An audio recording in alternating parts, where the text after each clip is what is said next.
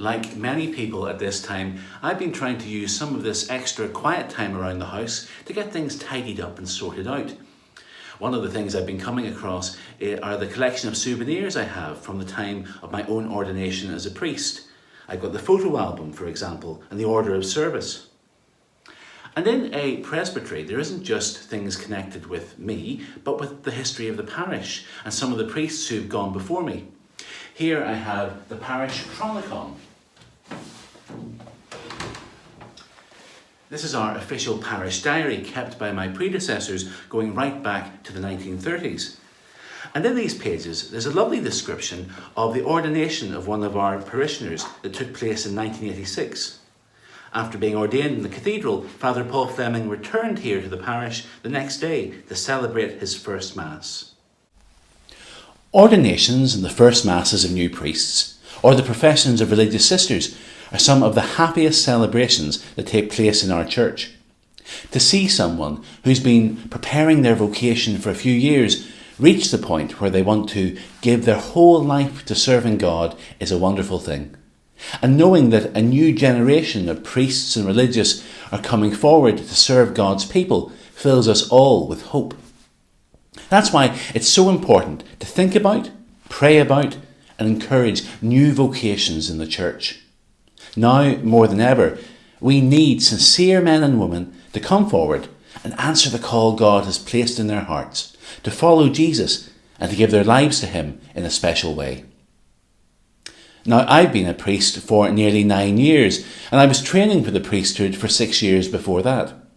In all that time, the Catholic Church has often been under suspicion from many quarters, and the priesthood itself has come under a lot of fire, sometimes fairly, but sometimes not. Compared to the sort of church we were in the last 50 years, the next few years and decades seem much more unpredictable.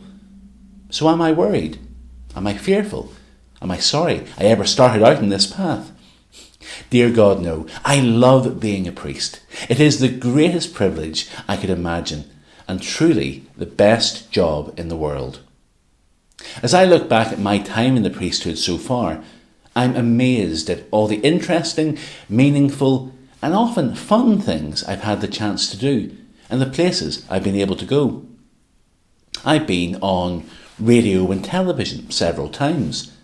I've met a president, ambassadors, a secretary of state, and Pope Benedict not once but twice.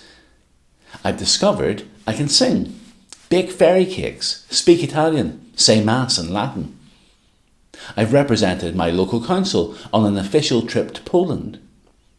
I've been followed by a loyalist gang who were out to intimidate me, but they didn't succeed. I've had a bomb left in my front garden and 2 hoaxes on other occasions. I've married young couples, blessed new homes, and baptised newborn babies. I've watched how school children pray, and especially when they're introduced to Eucharistic adoration, the hairs on the back of my neck have stood up when I see how close God comes to little ones. I've gone from wearing gold vestments at Mass to wearing PPE to anoint someone with COVID-19, and all in the course of a few hours.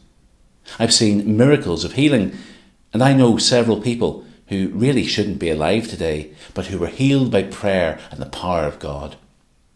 I've heard confessions of people who have carried guilt with them for decades and watched their faces when they heard they had been absolved and forgiven.